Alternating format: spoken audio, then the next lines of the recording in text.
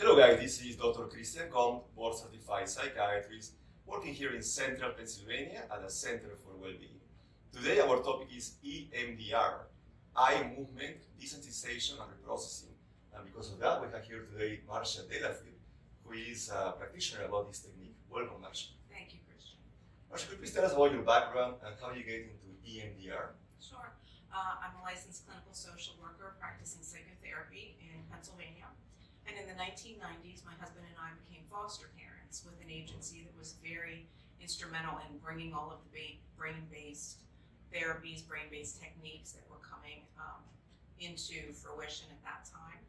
And EMDR was one of those. And, as an option to take the children for therapy. Can you please tell us what exactly is EMDR? Sure. Stands for eye movement desensitization and reprocessing, as you had said.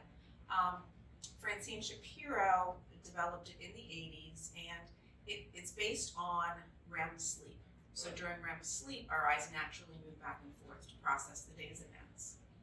And EMDR is a way of being able to replicate that, either using eye movements, following my hand, or pulsars that buzz back and forth, or a light bar that you would watch going back and forth, to replicate that and to help the traumatic material to digest in your brain.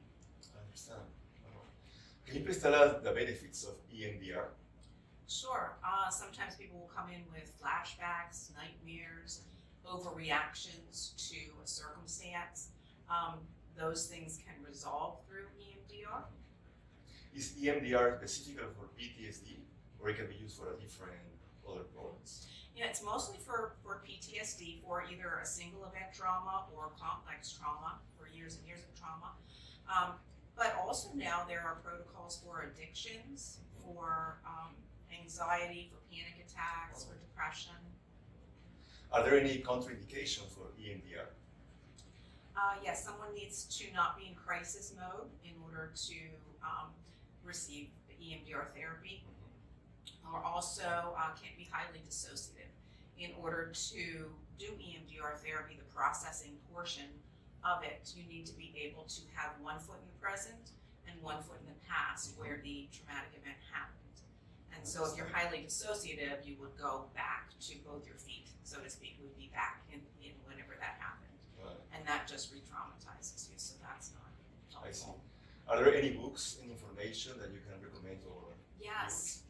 If somebody is interested and thinks that this form of therapy may be helpful, Francine Shapiro's book, Getting Past Your Past, Bessel van der Kolk's book, The Body Keeps the Score, Peter Levine's book, Waking the Tiger. There's a lot of books out there, but those are 3 really good ones. There's also some different YouTube channels out there. One is the Lukin Center, Lukin Center, and they have a little demonstration of what EMDR is like, what you might experience during an EMDR session. Well, Marcia, thank you so much for being here. It was a pleasure to have you here. Thank you, Christian. Okay, guys, if you have any further questions, you can call here at the Center for Wellbeing at 717-603-3700. I hope you guys enjoyed this interview. Bye. Bye.